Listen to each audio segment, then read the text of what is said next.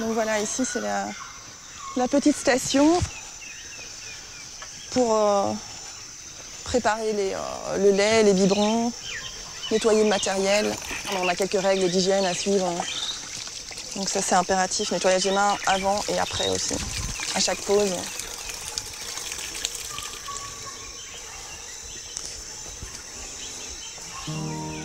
Je vais donc partager le petit déjeuner avec les bébés d'Hélène.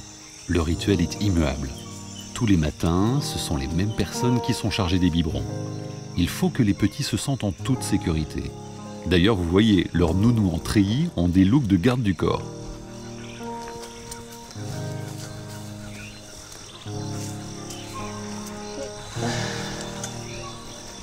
Voilà, c'est ce qu'ils reçoivent le matin et le soir, on fait la même chose avant de rentrer. On les appelle avec leur petit verre. Salut, salut mon gros. Salut mon gros. Et Coco. Tu peux te lever avec moi et puis on va les suivre tranquillement. Hein? Allez, c'est parti. C'est parti. Ça y est, j'ai fait connaissance avec les enfants. Donc voilà, ce sont ces bébés gorilles dont s'occupe Hélène ici. Et c'était étonnant de voir tout de suite le mal venir me sentir. Parce que j'étais véritablement un intrus pour lui ce matin. Et vous savez, ils sont très curieux. Hein. Donc Hélène m'a conseillé de ne pas les regarder, de rester dans une position de discrétion. Et maintenant, on va aller jouer avec eux en forêt. On va les voir grimper dans les arbres pour qu'ils se nourrissent. Il sera content. Tu veux venir ou pas? Voilà, il va s'installer sur ton épaule, t'inquiète pas, il va s'équilibrer tout seul.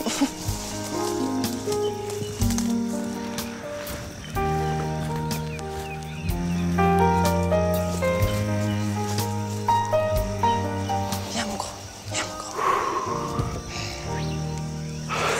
Je vous présente Coco, Oudiki, Litouli, Seka et Tania. 5 bébés gorilles qui respirent la santé. Certains de ces bébés arrivent d'une fondation anglaise de protection des animaux. Quant aux autres, leurs parents ont été tués par des braconniers de la région. Hélène me fait comprendre qu'au moindre stress, ils peuvent devenir agressifs. Alors mieux vaut paraître calme et détendu. Sois naturel, mon cher Mathieu, sois naturel.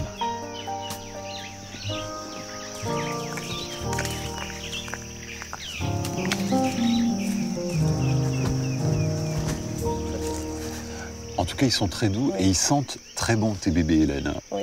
Alors, raconte-moi comment est né ce projet de protection des gorilles. C'est un projet qui a été créé par John Aspinall, un Anglais milliardaire qui a fait fortune grâce à des casinos et qui était passionné de faune sauvage, qui a créé un zoo pour lui d'abord, avec surtout des espèces menacées, avec le rêve de les reproduire et de pouvoir les réintroduire après dans leur milieu naturel. Alors, c'est quoi l'habitat idéal du gorille? Ici, c'est particulier parce qu'il y a beaucoup de savane, mais de la forêt en bordure de rivière et beaucoup d'arbres à fruits.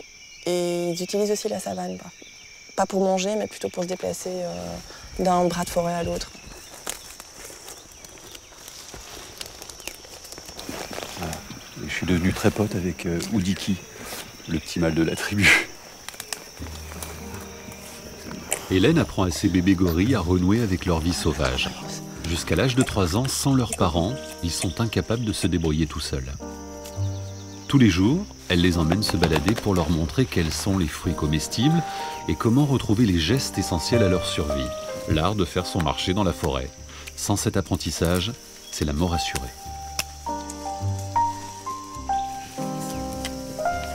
Lorsque les gorilles trouvent leur autonomie, ils sont transférés de l'autre côté de la rivière pour débuter tout seuls leur nouvelle vie dans la nature. Quand ils y parviennent, le projet de protection des gorilles a réussi sa mission. C'était quand même exceptionnel, hein, Hélène, ce qu'on vient de vivre. Oui, ça.